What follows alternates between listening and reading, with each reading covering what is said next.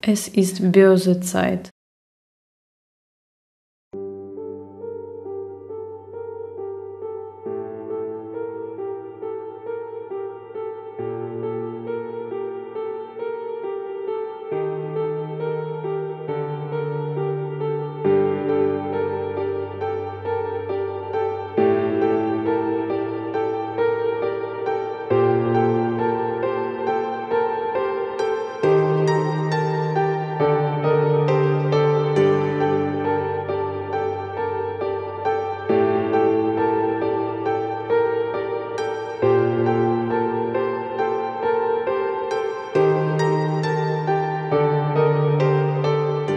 During the time of the National Socialism, the Lichtenburg has been a concentration camp.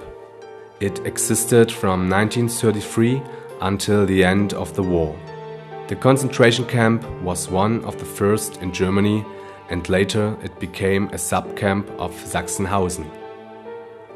It was a dark place of suffering where people were treated in an inhuman way and were robbed of their dignity. But nevertheless, some prisoners created artistic works.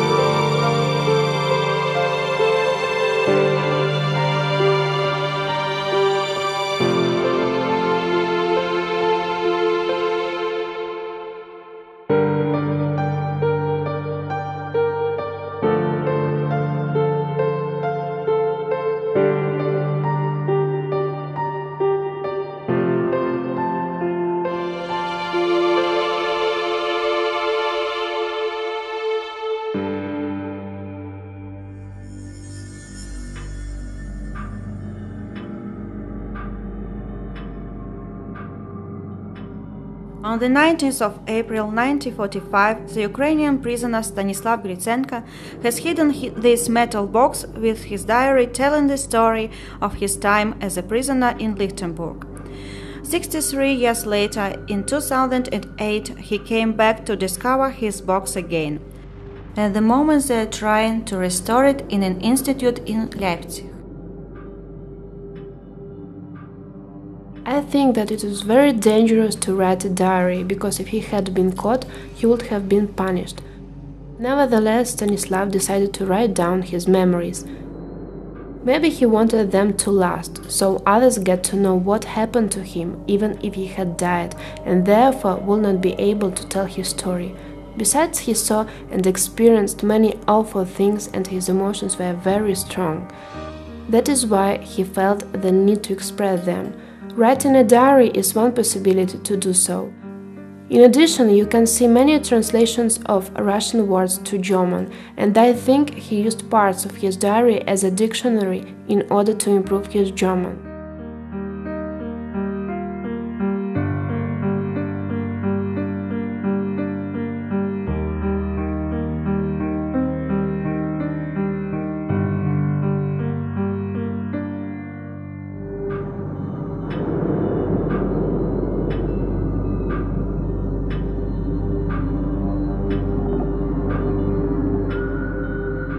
To remember the time in the concentration camp, a prisoner called Mr. Puchort painted on his crossbone.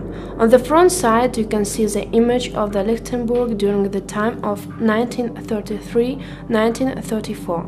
On the back of the bone, a song called Lichtenburg Lagerlied is written. This song was created by a teacher who was arrested in the Lichtenburg. The song is full of hope, because the prisoners believed they will leave the camp and go back to their families soon, because in 1933 people still believed that Hitler would not last long.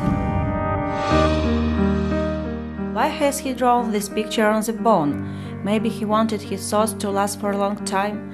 And I can see rain and the sun and some words written below the picture. After rain comes sun. So I believe that the rain stands for his rough time in prison and the sun should symbolize his time afterwards in freedom. But there are also other little drawings. For example, a man driving his bike in a hurry to fetch his soup from the kitchen. Perhaps this should show that you have to hurry to get your meal on time. In addition, I can see a Mickey Mouse which I consider to be rather strange. Maybe he was thinking about his childhood, or Mickey Mouse was the nickname for someone.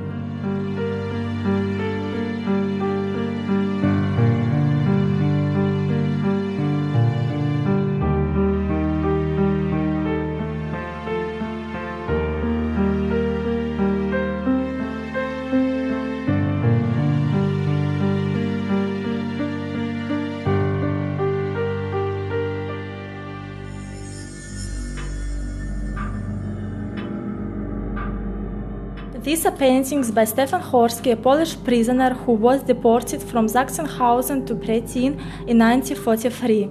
The drawings made by this artist show the rough life and suffering the prisoners had to undergo while being captured in concentration camps. When I look at the pictures, I feel a negative atmosphere. All these skull-like faces full of fear and despair. The prisoners seem so weak and helpless, whereas the German guardians look very strong and evil, having fun while treating them in a brutal way. But this picture differs from the others, not only because it is taken in the Lichtenburg, but also due to the fact that it shows only one person. The name of the picture is Sonderbehandlung des Professors der Universität, and it is written underneath that this is Dr. Maximilian Rode, who worked as a theological professor at the university in Posen. The man is forced to climb up the stairs while carrying a huge box on his back. Besides, there's a sentence written on this picture which says, "Stand straight or break." I think that this could mean that they wanted to break his mind by treating him in a very bad way and forcing him to do hard work. But he should stay straight and strong inside.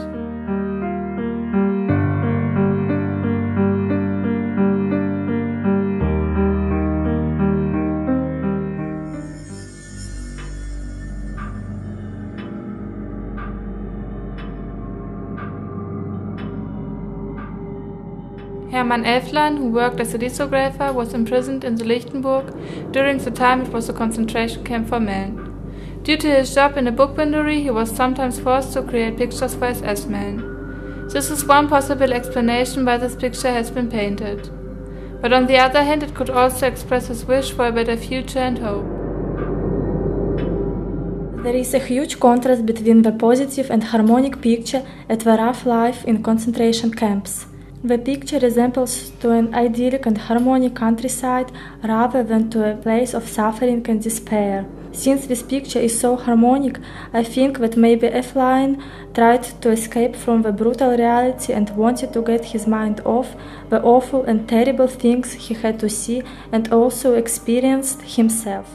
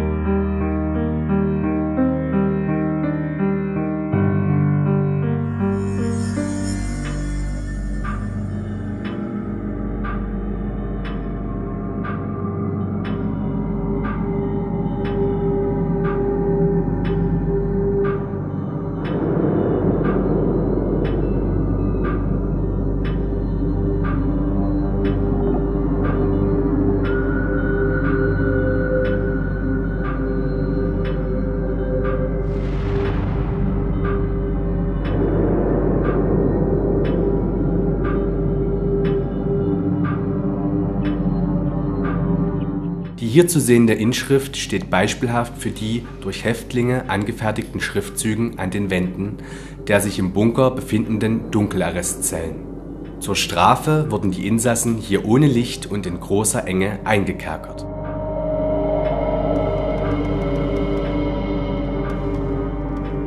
Wann werden doch die Herren erkennen, dass sie sich ins eigene Fleisch schneiden, so viele Menschen unglücklich machen und alles Unrecht und unschuldig vergossene Blut raucht sich auf Erden. Dass du nicht willst, was man dir tut, das tu auch keinem anderen.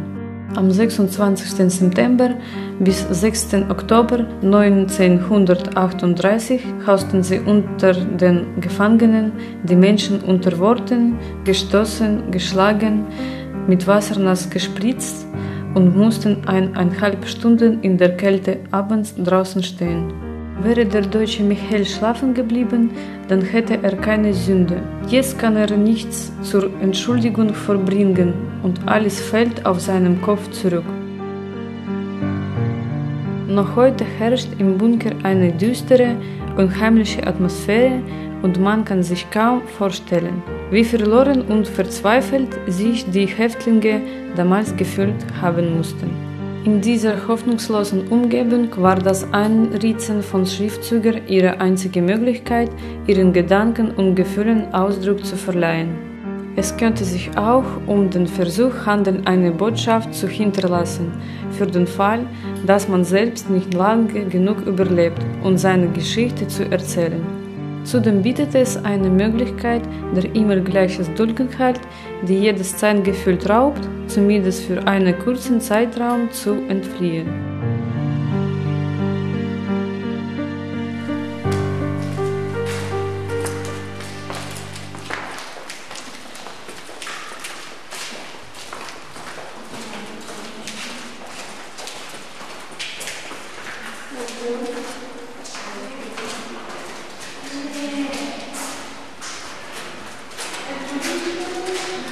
Können Sie uns vielleicht sagen, warum die Gefangenen hier so viele kreative Sachen erstellt haben, obwohl sie in so einem düsteren Ort gefangen waren?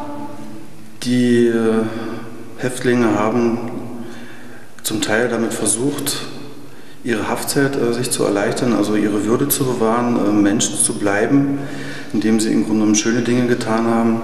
Viele von den Exponaten, die wir heutzutage haben und kennen, sind jedoch Auftragsarbeiten von ehemaligen SS-Angehörigen, wie der Holzschuh, der in der Ausstellung zu sehen ist, der für den Fachmann Rudolf Schumann in der Tischlerei gefertigt wurde und der in Aschenbecher darstellt.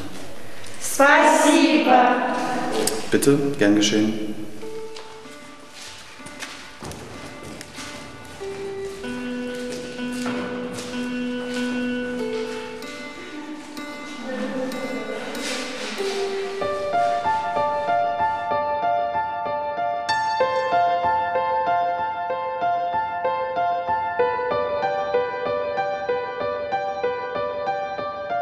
Lichtenburger Lager, wir verlassen dich. Eltern, Frauen, Kinder werden freuen sich, wenn wir wieder weilen, ganz in ihrer Nähe. Holdari Faldara, Lichtenburg lebt wohl adi. Keiner kam freiwillig, jemals zu dir hin. Wann blüht uns die Freiheit? Das war unser Sinn. Solche lange Trennung tut uns allen weh. Holdari Faldara, Lichtenburg lebt wohl adi. Wenn aus deinen Mauern froh hinaus wir ziehen, sagt von uns wohl keiner, dir auf Wiedersehen. Wenn von dir das Scheiden tut uns niemals weh. Holdari Faldara, Lichtenburg lebt wohl adi.